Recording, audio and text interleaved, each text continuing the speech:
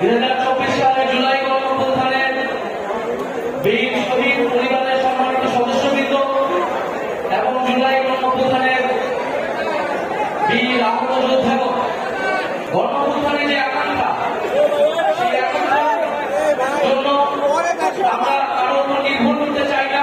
সেই আকাঙ্ক্ষা বাস্তবায়নে আমরা নিজেরাই মাঠে নেমে সেই দাবি বাস্তবায়ন করতে চাই। আজকে আমার পূর্ববর্তী বক্তাগণ কথা বললেন, শহীদ পরিবারের সদস্য বৃন্দ এবং আহতরা কথা বললেন। সবার কথা থেকে আমরা স্পষ্ট হয়েছি যে আমাদের এই মুহূর্তে জরুরি দাবি